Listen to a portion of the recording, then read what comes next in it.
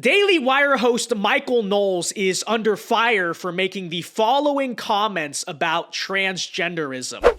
In order for women to have the right to have their own bathrooms, you have to ban transgenderism entirely. You can't just ban it for the kids. It's got to be entirely. In order for women to be able to have their own locker rooms at the gym, you have to ban transgenderism entirely. I love this bill because it is so much more aggressive than the other bills we've seen. I don't mean to knock the other governors and the other state houses. They've done a great job laying the groundwork rather. But the libs make some crazy aggressive play, and then we try to dial it back by about 5 to 10%.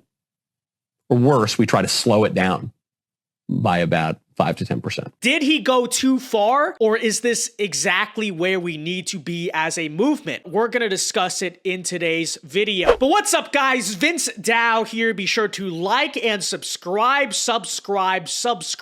if you are new. So you saw the video, and before we get into my thoughts on it, let me just say props to some of these Daily Wire hosts for being incredibly bold. I know a lot of people out there always accuse them of being controlled opposition, but I get the perception that their hosts actually have an incredible deal of freedom and immunity from cancel culture. Like, a lot of the stuff that Knowles and Walsh say would honestly not fly on some of these other networks. So good on them for having that freedom, because people like Michael are absolutely pushing the Overton window. But into the comments themselves, people say, how can you ban transgenderism? That doesn't even make any sense. And like, yeah, I guess it's a bit of a loaded phrase, but let me explain to you how I feel about it, and I assume Michael feels as well, because, you know, we're best friends, as everyone knows. And let me try to say it in as YouTube-friendly a sense as I can. So first off, Michael notes that the crazy stuff we see,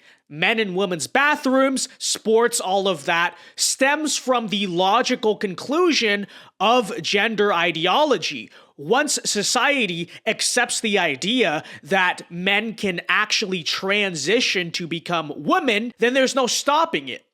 If they are truly women and they are truly equal, then why can't they do equal things like use women's bathrooms and play women's sports? And this is something that I also pointed out in Sunday's video. The problem is that if the fundamental premise of gender ideology is that trans women are real women, not woman with an asterisk, not people we are calling women to be nice, but real women, then of course these people will push to treat them like unconditional real women. Again, this has always been the basic, logical, fundamental endpoint of gender ideology. If we are going to treat trans people's identities as 100% valid and indistinguishable from the biological sexes, then again, total equality indeed means the sports and the sex is fair game. And that's why, in my opinion,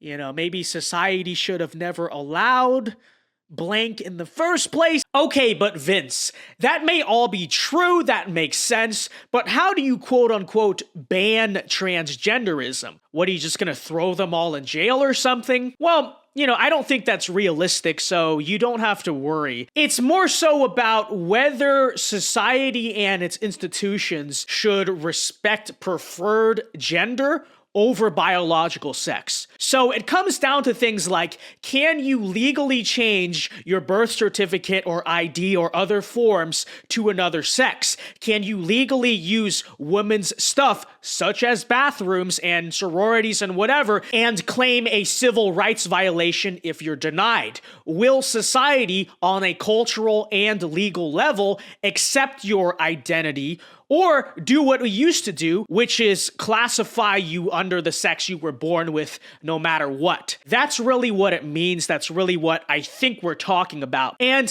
let me add another level to this. We need to talk about the surgeries and hormones and medical side to transitioning. Because I personally, and I'm sure Michael feels the same way, think that all of that stuff should be deemed medical malpractice and illegal for doctors to perform at all ages. You know, we always talk about banning transitioning for kids, which I absolutely agree with, of course. But does the practice of chemical castration and body mutilation suddenly become okay when a person turns 18? Does the practice of, excuse the language, okay, cover your ears, women and children, but does the practice of cutting off a man's penis and testicles and opening up an artificial wound using the skin of those body parts sound like correct medical practice?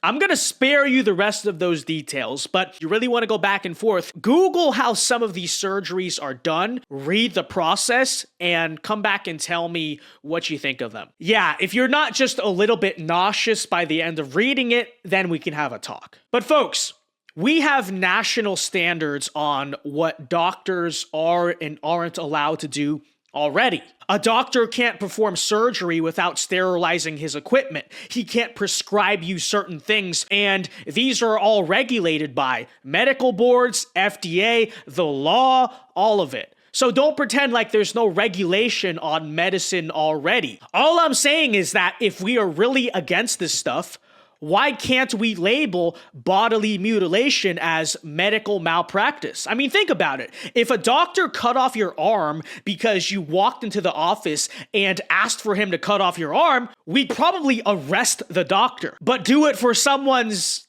and it's just fine? No.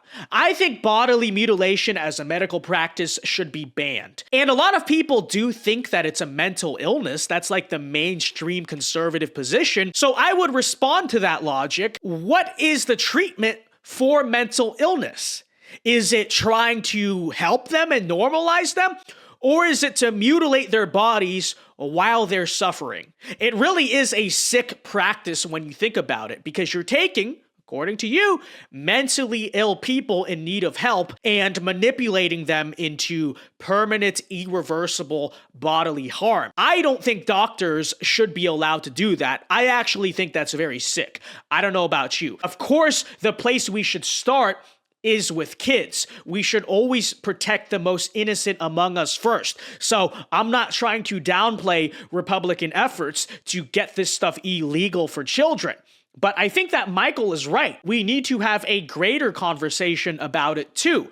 Of course, you can never truly stop society from having delusional people, but you can reject that delusion as a society instead of accepting it like Democrats do, or accepting it until you're older than 18 like Republicans sometimes do. So yeah, let me know what you think in the comments below, but that'll do it here for today's video. Do you agree with me? Do you agree with Michael? Do you think it's too far? Let us know. Okay, we can disagree, but let me know. All right, but with that said, an announcement starting tomorrow, I will be leaving for CPAC. Say hi if you're there. And I'll be gone for like the whole week. So that means no stream this week, sadly. I know, very sad. I will pre-record some content and then hopefully film stuff while I'm there. But yeah, no live stream this week. However, if you do like the videos, you can support by leaving a super thanks on the video. I appreciate it. Hey, thanks. And all right, until next time, ladies and gentlemen,